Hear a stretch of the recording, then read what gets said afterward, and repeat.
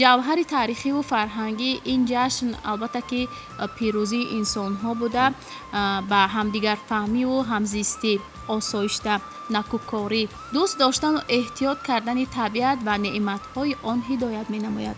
ин масъала хусусан дар замони мо ки инсоният бар асари равандҳои ҷаҳонишавӣ ва гармшавии иқлим ба мушкилоти бесобиқа рӯбарӯ омадааст, Бале. аҳамияти фавқулода муҳим дорад. маҳз ҳамин омил боис гардид ки Созмони Милали Муттаҳид ҷашни Наврӯзро ба сифати ҷашни ҷаҳонӣ эътироф кард ва таҷлили онро дар манотиқи мухталифи сайёра тавсия намуд.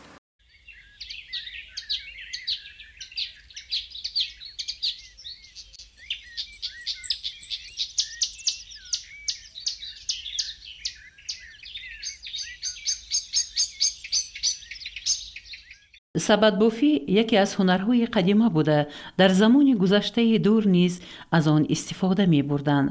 дар рӯзгори тоҷикон барои нигаҳдории маводи ғизоӣ, қурут, нон, кулча сабадҳои гуногун ҳаҷм мебофтанд. сохти зебои сабад, имконияти бузурги ороишӣ ва сабук буданашон, арзонии маҳсулот, имконияти васеъи рушди ин ҳунарро ба вуҷуд меоварад. дар замони муосир талабот ба ин намуди ҳунар хеле афзуда аст, зеро зарфҳои сабукбор барои ороиши хона, нигаҳдории ороишот ва дар ошхона бошад, дар мавриди нигаҳдорӣ дар хушкӣ хеле муфид аст. сабадро аз навдаҳои дарахти бед, биҳӣ, анор, ирғай ва инчунин пояи гандум ва ҷав низ мебофанд. ҷолиби қайд аст ки устоҳои чирадасти сабадбоф асбобҳои гуногуни аҷиб мебофанд ки онҳо ҳамчун армуғон ҳадя карда мешаванд. тайёр намудани мавод, навдаи дарахтони бед ва тутро дар замин ба тариқи қаламча мешинонанд. баъди парвариш намудан навдаҳои рӯидаро бурида гирифта истифода менамоянд. навдаи нав ба осонӣ қатъ шуда ҳар шакли лозимаро мегирад. навдаҳои дарахтони ғафсро бошад, ба обтар карда истифода мебаранд. шамсия содиқова аз зумраи бонувони ҳунармандест ки барои рушд ва эҳёи ҳунари сабадбофӣ ҷаҳд мекунад. тӯли 21 сол мешавад ки ба ин ҳунарҳои зебо машғул ҳастам. ман бо ду тарз сабад бофта метавонам. яке инҳо бошанд ба навдаи гандум, навдау пояи гандум, ана инош бошанд ба навдаи зарбет. дар давоми 21 соли кориам ман хела ҳунарҳоро бо аз нав такмил додем. солҳои 2018 ки солҳои рушди солҳои ҳунарҳои мардумӣ буд, мо аз ҷаноби ола бисёр хурсанд ва миннатдор ҳастем. ҳунарҳои моро аз нав зинда гардонд, аз нав эҳьё гардиданд. ҳунарҳо чӣ қадар ҳунарҳое ки бекор монда буданд, аз байн рафта буд, то дараҷае ки аз байн рафта буд, аз нав эҳьё гардиданд. муаллимаи сабадбоф дар маркази калонсолони шаҳри Ваҳдат кор кардам. шогирдои худро баровардам. аз аҳли оилавии худам 3 келинам, 1 набиракшам аллакай озод сабад бофта метавонам. асосан ин ҳунари аҷдоди гузаштагони мо ҳастанд, ниёгони мо ҳастанд. сабадбофӣ ман инро сабади ба тарзи зарбет бофтани сабадро аз устодам барнобону байзане ки ҳалиму хоксор буд, бисёр ба меҳру муҳаббат моро ин ҳунарҳоро ёд дод. ай ҳунари бо гандум бофтани ин сабадро бошад, ай апаи зебунисо бисёр устоди хуб буданд ва ё моро ба ҳама ҳунарҳоро аз таҳти дил омӯзониданд. сабад аз ҷиҳати экологӣ тоза буда, мо вақте ки сабадҳоро мебофем, ғунҷоиши аз 20 сантиметр сар карда то 1 метр мо дар он ҷо мегирем кулчаи калон, чапоти, қалама, кулчаи майда, баъд мева мегирем. ана инода бошад, ҳар яке инда мо як дастархон ороиштем. агар дар яке писта, бодом, мавиз, қанд, ҳамин хел чизо гирифта ороиш дастархони худро мекунем. бисёртар меҳнат кардан дар кор, шогирд баровардан дар кор. ақаллан мо дар ҳолате ки 10-15 шогирд ҳамин як сол мебарорем, ҳеҷ набошад 5 та ин кор мекунанд ба дили гарм. ина фикр кунем ки ман 21 сол кор кардастам, ин меҳр ай дили ман дур намешавад. میخوان تا چند از نو کار کرده، نوگانی ها کردن در کار. سبد بافی یکی از هنرهای قدیمی در تاجیکستان است. این زنی هنرمند برای از بین رفتن هنری اجدادیش تمامی کوشش و تلاشهایش را به خرج داده جوانان را نیز به آموزش فرا گرفته است.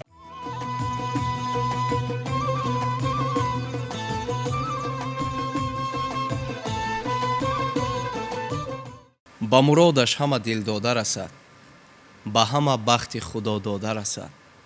ҳама дар анҷумани наврӯз аст, тоҷикистон ватани наврӯз аст. бинандаҳои азиз, дар ин қисмати барномаи ҷашнӣ, барномаи субҳи тоҷикистон дар меҳмонии барномаи мо ҳузур доранд шоир ҷавҳари саидназар. фасли баҳор фасли шукуфтанҳост, мужда аз рӯзгорони нек медиҳад ва ин ҳама бӯстонҳои сабз барои шоирон, барои адибон як мояи илҳоманд.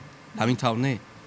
албатта ин зебогиҳо, ин сарсабзиҳо, ин марғзорони сабзу хӯрам ба он фардоҳое ки эҷод мекунанд бетаъсир нест. албатта ва эҷод низ худ аз ҳамин зебоиҳо сарчашма мегирад. эҷод ки худ як зебоӣ аст ва албатта баҳор нақш дорад дар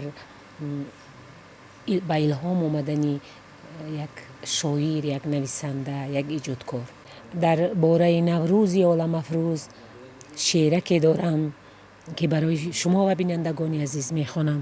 бо панҷаҳои сабзи худ борон навозад арғунун, аз чашмҳои себи пир ашки тараб ояд бурун. дар шохсори масти ноз мурғон ғазалхонӣ кунанд, дар даштҳои зардрӯ бин ки дамида лолахон. наврӯзи олам мерасад, сӯзам ғамам дар гулханаш, бӯи саодат мерасад аз лолазору гулшанаш. мерӯбам аз дил ғусаро то шодӣ ёбад роҳи худ, сарсабзӣ хоҳам аз баҳор дар дида молам доманаш. дар ғунчаи лабҳои ман шеъри навам чун шабнам аст. ин ҳадияи наврӯзиам бар дардҳоят марҳам аст. оғӯш бикшо шамси ман, аз сардиҳо созам раҳо. имрӯз навгонӣ биёр, наврӯз шоҳи олам аст. шумо ҳамчун як зан, модар, нақши занонро дар ҳифзи арзишҳои миллӣ ва расму оинҳои ниёгони мо чӣ гуна шаҳр медиҳед? дар нигаҳдорӣ, зинда доштан ва поянда доштани суннатҳои миллӣ, аз ҷумла суннатҳои наврӯзӣ, мақоми занони мо хеле шоиста аст. тамоми анъанаҳои наврӯзиро бонувони мо риоя мекунанд. вақте ки наврӯз мерасад, ба хотири ман деҳаи кӯдакиҳоам мерасад ки мардуми мо, занҳои мо ба кӯҳдоманҳо мерафтанд. унҷо ҳар гуна анъанаҳои миллию ҳар гуна урфу одатҳои миллиро ҷашн мегирифтанд. ба ёди ман мерасад ҳамун як маъракаи ашагулон ки модарҳои мо иҷро мекарданд. вақте ки дар баҳорон борон намеборид, онҳо як арӯсаки бузурге месохтанд ва ӯро ором медоданд ва занҳо ҳамун арӯсакро гирифта ба кӯҳдоманҳо мерафтанд ва ҳамин гуна суруд мехонданд. ашагулони ростина, як бор биҷунбон остина, ғалаи сабзум қоқшидай, як бор бирезум боруна. бисёр анъанаҳои миллӣ буд. аз хонатаконӣ сар карда, инам рисолати занҳо аст. тамизу тоза кардани мавзеъҳои зист, хонаҳо, кӯчаҳо.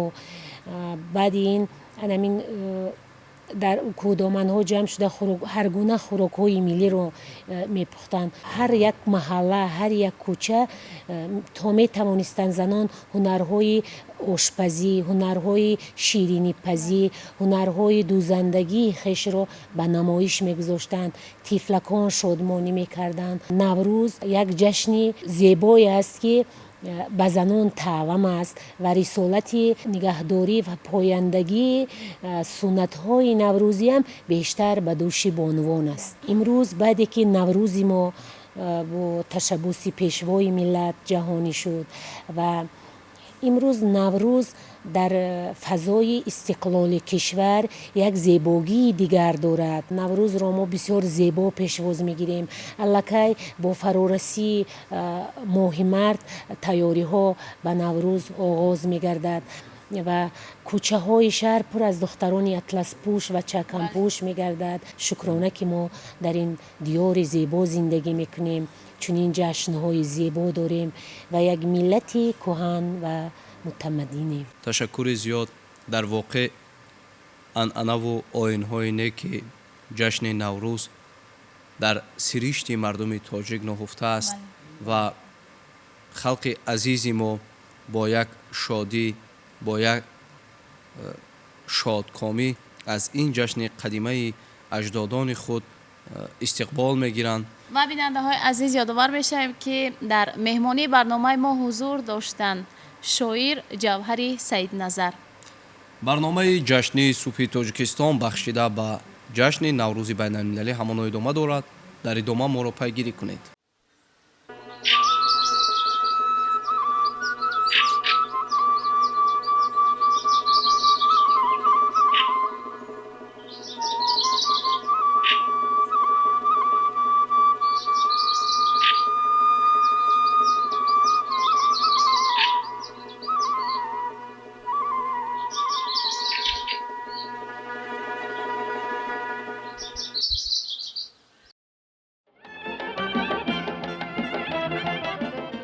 наврӯз оғози соли нав ва эътидоли баҳор аст. ба он хотир рӯзи наваш мегӯянд ки соли нави миллии тоҷикону тоҷикзабонон баробари вурудаш оғоз меёбад. наврӯз нишонаи мардуми нако ва накосиришт аст. фараҳ бардоштан аз суруру нишоти мардум, шод будан аз шукофоӣ ва ороиши гулу гиёҳ, оросаву пероста доштани хонаву дар башорат аз сиришти пок ва хиради азалии офарандагони ҷашни хуҷастапай буд. наврӯзи оламафрӯз сифату хусусиятҳои наҷибу диловези худро дорад. расму оин ва фазилатҳои наврӯз нако ва хеле олист.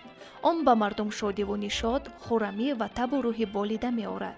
яке аз анъанаҳои ҷолиби мавсимӣ ки миёни гулдухтарони мо то имрӯз побарҷо мебошад, ин усмакашист. дар ин рӯзҳои баҳорӣ барои оинҳои наврӯзиро ба ҷо овардан ҷавондухтарон сарҷам шуда ба навбат ба хонаи якдигар ташриф меоранд ва хонаву дарро пурра тозаву озода менамоянд. баъд аз он ки ҷавондухтарон хонаро пурра тозаву озода намуданд, чанд лаҳза ба усмакашӣ машғул мешаванд.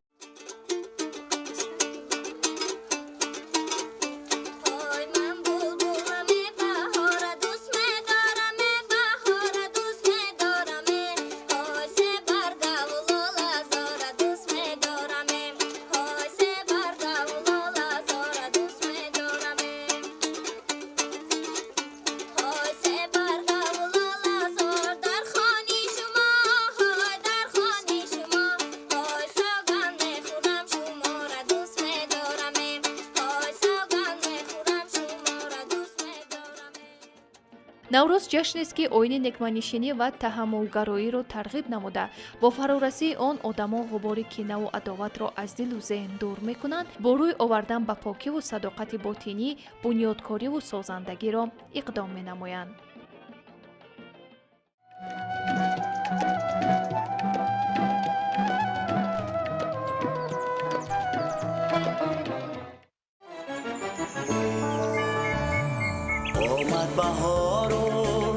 سیری گلیستان غنیمت است بزمی وصال و گنجه خندان غنیمت است با قامتی خمی در روان سوی بوستان نظاره بنفشه و ریحان غنیمت است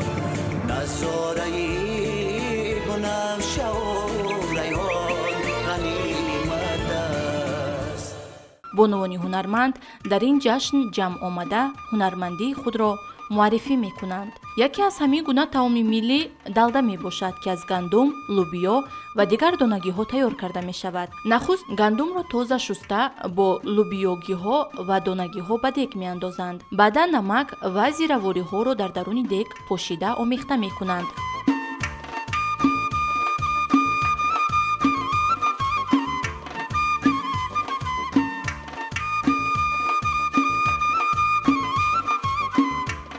баъдан гӯшти калаву почаи говро меандозанд ва оташро паст мекунанд, то ки оҳиста оҳиста биҷӯшад. чун дег ба ҷӯш омад, таом тайёр мешавад.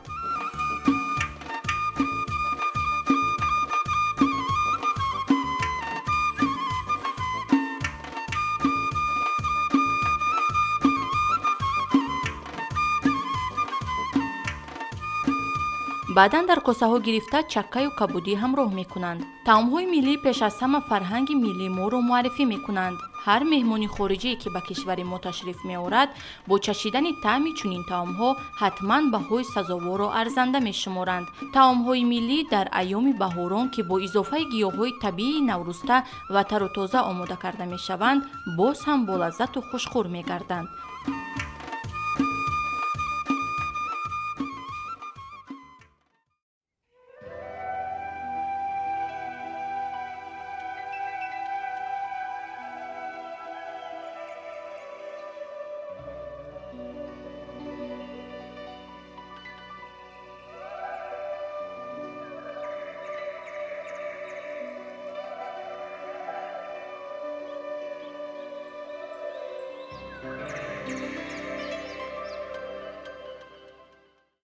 ҳунарманд дар ҳама давру замон мақому мартабаи худро дорад ва ба воситаи ҳунараш дар миёни мардум албатта ки мавқеи хоса дорад. ва бинандаҳои азиз, дар ин қисмати барномаи ҷашнӣ, барномаи субҳи Тоҷикистон, дар меҳмонии барномаи мо ҳузур доранд Раҷабмоҳ Ғафурова, ҳунарманд аз шаҳри Душанбе. рӯзи шумо ба хайр бошад. ҷашни Наврӯзи байналмилалиро ба шумо муборак мегӯем. наврӯз худ айёми шукуфтанҳост. дар ин айём бештар онҳое ки ҳунаре доранд мехоҳанд онро бисёр ҳам сайқал дода бошанд. дар ин вақт масалан ҳунарҳои худро бештар мекунанд, маҳсули эҷодии худро зиёд менамоянд. мехостем дар робита ба он маҳсулоте ки инҷо аз ҳунари дастии шумо гувоҳ ҳаст, чанд сухан бигӯед. ҳамаи маҳсулотое ки ҳаминҷа ҳозир дидестем ба чишмтон фақат сӯзан қатӣ, даст қатӣ. мо мошина қатӣ кор намекунем. ҳунари шумо дастӣ аст. ҳунарои мо ҳамаш дастиай. кадом маҳсулотҳоро бештар омода мекунед? куртҳои чакан, бардеволӣ, таксарӣ, тоқиҳои чакан, дархост бештар аз ҳама куртҳои арӯсӣ. дар туё мепӯшанд, дар маъракаҳо мепӯшанд. арӯсҳо рӯзи мисол ба шавҳар биромаданшон ҳамун куртҳои арӯсиро мепӯшанд. ҳама пешвоз мегиранд наврӯзиро, ҳама мефорад ки куртаи чакан бипӯша, куртҳои рангоранг бипӯша. барои ҳамин мо фақат ҳамин дар замистон то наврӯза тайёрӣ мебинем. ин куртҳое ки мо медӯзем тамоми рангҳо бояд ки дар болои ин матоъ ҷило буда. аз ҳамдигар чӣ тафовут доранд ҳамун омезиши рангҳо? хай вақте ки мисол гила мо дар ҳамин матоъ мекашем, гули лола ё гули садбарга ё ягон гули дигаи баргаш савз мешавад. барги мисол вақте ки савз шид, риштаи савз хати духтан дар кор. гули лола ҳама вақт сирхай, бояд ки ба риштаи сирх будӯзӣ. ҳамёра ҷудо мекунем, мисол рангҳоша мешинонем, баъд дар матоъ медӯзем. тӯли чанд сол мешавад ки ба анамин ҳунари кашидадӯзӣ машғулед? ай гудаким бугум агар хато намекунам, барое ки модарои мо, апҳои мо, холои мо ҳамаш ба ҳамин нақши нигор қати сари кор доштан, нигоҳ мекардем, духтани ӯвора меомӯхтем. хай устоста ина калон шидем, бо ба худмона устод шидем, ёд гирифтем. бо сех кушода будам дар кӯлоб, ҳунарманд гуфтани сех буд. дар ҳамун ҷо дама 68 занак доштам. شاگردام 68 زنک بود کرتای چکن میدوختن خونه دا میدونن و میشناسن مثل همکاری داریم با میاین قطیمون صحبت میکنن ما میکنیم همین کارو را پیش میبریم. امروز فرزندان هستند که از هنر شما پیروی کنند؟ او بچه جان همش هست، نبیرهم، دختران، کلنام. اگه با یک مقطعی قیمه مثال میدوزم، مثال یک قدر تیار میکنم همین محصولات یک خدم تا همه را بود کردن نمیتونم. ما همه کس هم مثال جمع میشیم اویلوی ای اوده بعدی کار میبرویم. شما که یک بانوی هنرمند هستید، یک بانوی چیره‌دست هستید، اینقدر کشیده های زیبا دارید، محصول دست خود را به شاگردان نیز می‌آموزید؟ بله، من بسیار شاگردو تیار کردگیم.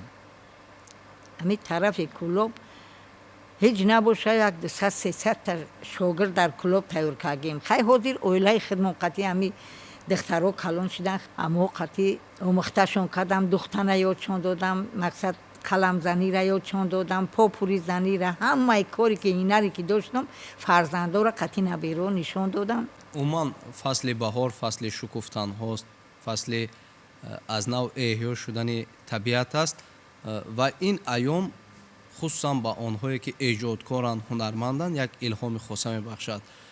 فرارسی جشن نوروز با شما چگونه الهام میبخشد؟ جشن نوروز یک روزی هست که بانوان زیبا در تنهاشون کرتای چکن یا اطلس میپوشن، با سیر سیاحت میبروین، مثال ایگل گلزار از عینه با مثال میرویه تماشا میکنی، خرسند میشه. خوشبختانه با اعلان کردن سالهای رشد دهات، سیاحی و هنرهای مردمی در مملکت دوباره چنین هنرهای قدیمه احیا گشتند.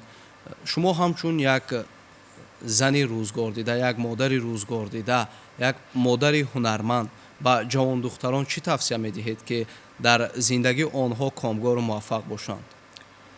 خیلی چی گفتنیم؟ رحمت به پرزیدنت محترم ما امام علی رحمان که همین هنرهای زیبا را با اثر نو احیا کرد، جوانو را با چشمشون روشن کرد، دیدن که قدر سالای مثال قدیم و سالای پیش اینه قدر با گلای خشرو بوده، کرتوهای فسان بوده، با همش همین را با اختیار کردن، با اینا میپوشن، با میدوزن. ما خرسندیم. بیننده‌های عزیز، یادآور میشویم که در مهمانی برنامه ما حضور داشتند هنرمند از شهر دوشنبه رجب ماه غفورова.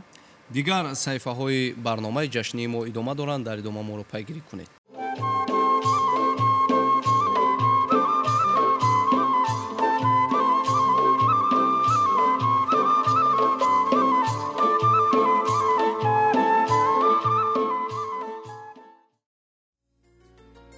наврӯз ҳамчун ҷашни бостонии ниёгони мо заминаҳои қавию устуворе дорад ки ин ҳама аз бовару иродаи мардуми соҳибзавқу хиратпешаи мо реша мегирад. расму оинҳои наврӯзӣ бо махсусияти хеш қалбҳоро тасхир мекунад ки яке аз онҳо намоиши ҳунарҳои мардумӣ ҳангоми баргузории тантанаҳои ҷашнӣ мебошад. дар воқеъ ин оинҳои накӯи ниёгон ки то замони мо пойбарҷо монда имрӯз шукӯҳи тоза доранд ва зебу зинати базмгоҳҳои наврӯзианд, шаҳодати завқу салиқаи баланди ҳунармандони мардумӣ мебошанд. пешвои миллат таъкид намуданд ки миллати тоҷик соҳиби оину суннатҳои бостонӣ ва фарҳанги қадима буда дар тамаддуни ҷаҳонӣ саҳми сазовор гузоштааст. суннату оинҳои накӯи мо тоҷикон ва ҷашнҳои наврӯз, меҳргон ва сада дар тӯли таърих барои тарғиби ахлоқу маънавиёти созанда хидмат кардаанд. чун мо дар погаҳи ҷаҳонишавӣ қарор дорем, маҳз наврӯз метавонад ҳамчун оини сулҳу оромӣ, ҳамёриву дӯстӣ ва пойдор нигоҳ доштани суннату анъанаҳои миллии мардумони кишварҳои ҳавзаи наврӯз мусоидат кунад. нақши ҷашни наврӯз барои муаррифии ҳунарҳои мардумӣ ва фарҳангу тамаддуни башарӣ хеле муҳим аст. миллати тоҷик аз қадимулайём дорои ҳунарҳои мардумии зиёде мебошанд. аз қабили ҳунарҳои дуредгарӣ, оҳангарӣ, бофандагию ресандагӣ ва бисёр ҳам ҳунарҳои зиёд ва яке аз ҳунарҳои бисёр ҳам машҳуру маъмул ин ҳунари кандакорӣ мебошад ки мо ҷавонон ин ҳунарро боз аз нав дубора эҳё намуда истодаем. дар ин муассисаи таълимӣ ҳунари кандакориро дубора аз нав мо меомӯзем. дар ҷашни наврӯз ҳамаи ҳунармандон باز آن همان محصول دست خود را همین گونه نوروز را استقبال میگیرند. محصول دستان معجزه آفر هنرمندان گلدست ناحیه یاوان از قبیل گلدوزی‌های رنگارنگ، سبد، گهواره، محصولات کلالگران و آهنگران و زرگران و دیگر هنرمندان بیننده را مفتون می‌نماید و به بزم نوروزی شکوه و شهامت خاصه می‌بخشد. این عمل نیک افزون گردیدن توجه خاص به هنرهای مردمی و تشکیل نمایش‌های آنها هم برای مردم کشور مهم است و هم برای مهمانان وطنی ما اهمیت بزرگ دارند. من آموزگاری کالج طبی هستم. به ضمن همه این نگاه نکرده اینچنین به هنرهای مردمی نیز شوق و رغبت زیاد دارم. یکی از محصولات‌هایی که ما این روز پیشکش شما می‌نماییم بافندگی، رساندگی، پخت و پز و دیگرها می باشد. برای ما بسیارتر با دانشجویانمان در وقت‌های خالگی برای بافتن ژاکت‌ها، نسکی‌ها و دیگرها مشغول می‌شویم. هر یک دختر باید صاحب هنر باشد برای اینکه در روزگار به وی لازم می‌آید. نوابسته از اینکه آموزگار است، دکتر است، به هر یکی ما زنها این آموختن هنرهای مردمی ضرور است.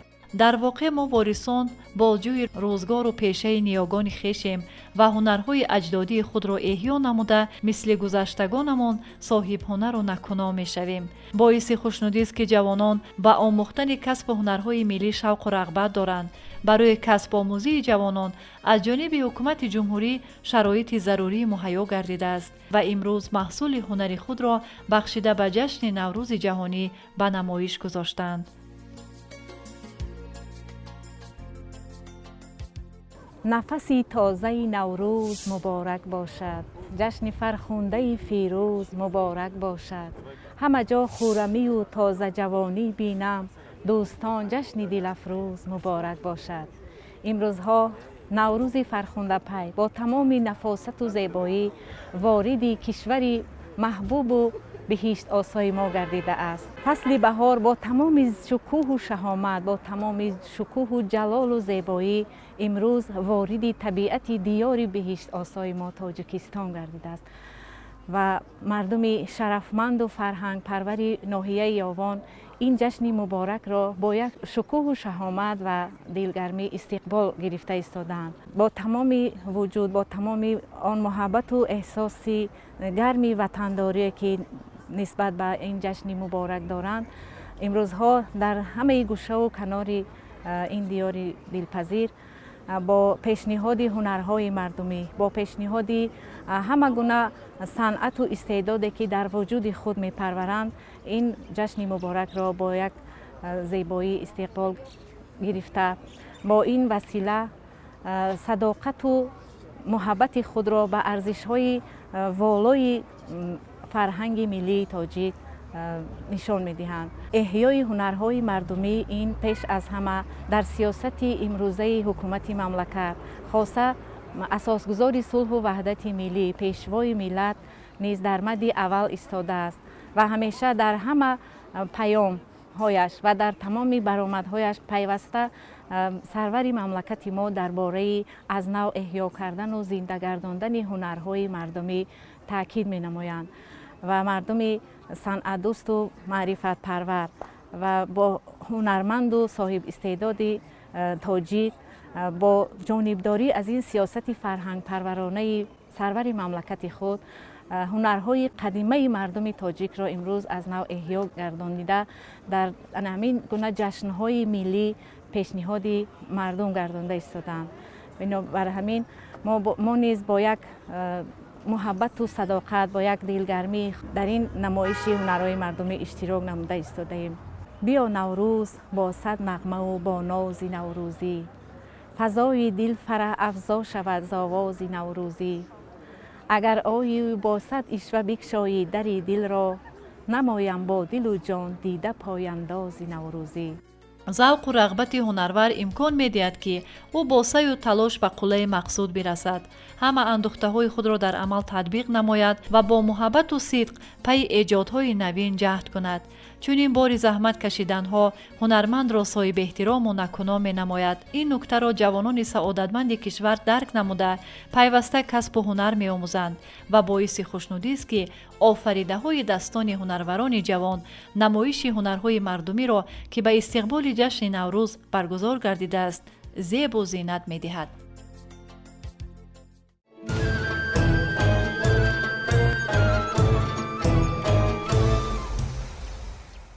истиқлол ягона дастовардест ки миллати тоҷик пас аз муборизаҳои ҳазорсолаи худ ба он муяссар гардид. мо тоҷикон ба муваффақиятҳои зиёбе дастёб шудем. тавре ки президенти ҷумҳурии тоҷикистон муҳтарам эмомалӣ раҳмон таъкид доштанд, дар даврони истиқлоли давлатӣ он оину ҷашнҳои миллӣ ва арзишҳои фарҳангие ки ягонагии маънавии мардумро ҳифз карданд аз қабили наврӯз, меҳргон, сада, шашмақом, фалак, атласу адрас ва чакан дар зарфи солҳои соҳибистиқлолӣ яъне дубора эҳё гардиданд. бо ташаббуси пешвои миллат муҳтарам эмомалӣ раҳмон ва як зумра кишварҳои ҳамҷавор наврӯз мақоми байналмилалиро гирифт ва созмони милали муттаҳид онро расман эътироф кард. ҷаҳон тоҷикистонро ҳамчун кишвари пешоҳанг ва дар ҳалли масъалаҳои башарӣ эътироф кард. бо таманнои хушрӯзӣ ва саодати беохири шумо тамошобинони иззатманд инҷо мерасем ба фарҷоми барномаи субҳи тоҷикистон. то барномаҳои дигар сарбаланду муваффақ ва комёб бимонед. хайр.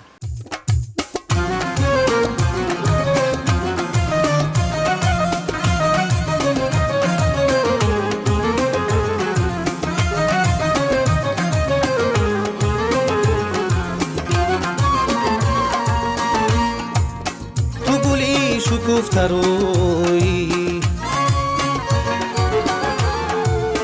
همه به خزان بیمانی، تو بهاری گل فشانی، همه گل فشان بیمانی، همه دم کنم دعایت جانه که چون این جواب بیمانی، همه دم کنم دعایت جانه که چون این جواب بیمانی.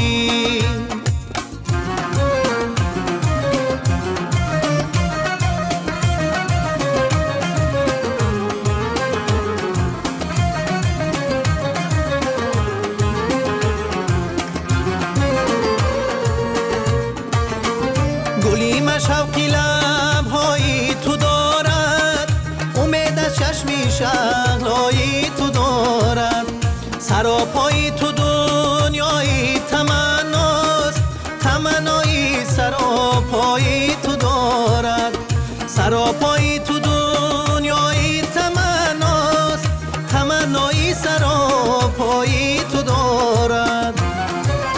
تو گلی شکفته روی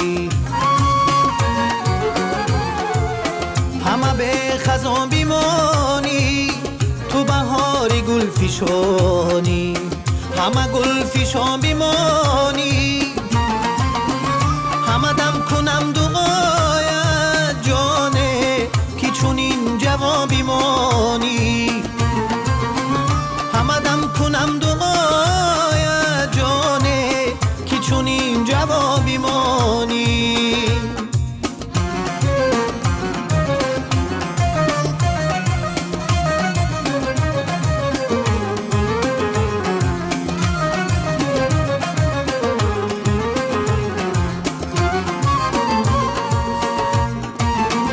جهان و زندگانی با تو زیبد، سرور و شادمانی با تو زیبد، جوانی کن که امروز خوشی های جوانی با تو زیبد، جوانی کن که امروز خوشی های جوانی با تو زیبد. تو گلی شکفته روی همه به خزان بیمانی، تو بهاری گل فشانی، همه گل فشان بیمانی، همه دم کنم دعایت جانه که چون این جواب بیمانی، همه دم کنم دعایت